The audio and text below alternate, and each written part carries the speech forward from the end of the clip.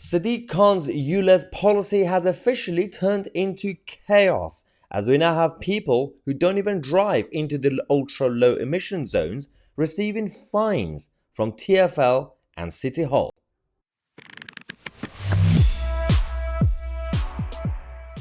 Yep, the whole system is out of control. We've already had rebellion from certain boroughs and local authorities. We have rebellions from ordinary people who are going out there and blocking the cameras' lenses and cutting the wires and everything else. And now, I'm not really sure exactly what's happening, but some people are receiving fines even if they do not drive through London. So, this is the man behind the scheme, and he wants to expand ULEZ to cover almost the whole of Greater London. So it's no longer ULEZ, it's no longer a zone, it's an ultra low emission city.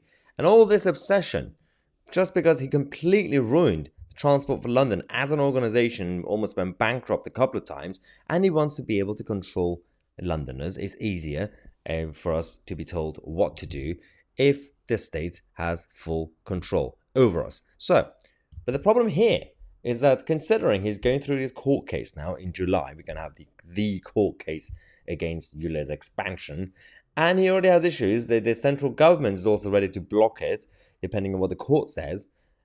And now, people are receiving fines, even if they don't deserve it. So there are a lot of theories behind it. So people saying, well, maybe they just received the plate number and all that, but not really sure exactly what's going on. So, for example, Rio Hamilton, who's 69 from Devon, racked up almost £900 in fines, despite providing evidence he was in Hampshire and Wiltshire when the two incidents allegedly took place. Fran Abrams, 60 from Suffolk, also told Daily Mail that she was warned that her car could be taken away after her mistaken fines reached £559. So bailiffs were basically threatening to take her car away, even though she never drove through London. Transport for London cancelled the charges facing Hamilton and Abrams. That's good. So, and she received a refund and was provided with compensation. The only reason for that is because these two individuals made a big deal out of it and got the press involved and journalists to make a story, and that put pressure on TfL. But there will be a lot of ordinary people out there, innocent people, who just don't know what to do. So they're like, well, what should I call the police? Because the police will come after me now. So a motoring law solicitor, Jeanette Miller from Jeffrey Miller Solicitors, said that ULEZ triggered an enormous rise in car cloning.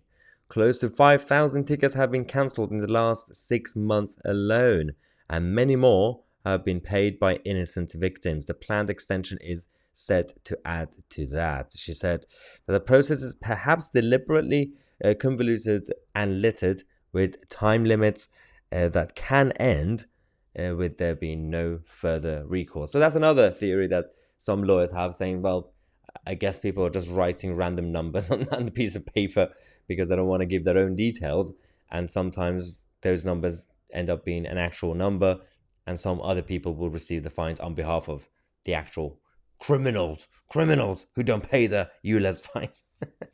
The whole point is the system doesn't work and it's being exposed. So I'm so glad that this story happened, and I'm so glad we covered it, because the more we talk about these things, these little stories, left, right and center, then it's actually going to help the court case against the Sadiq Khan's ULEZ expansion. July is going to be a very interesting month indeed. Let me know your thoughts on Mahyar, Tousi, and we are the media.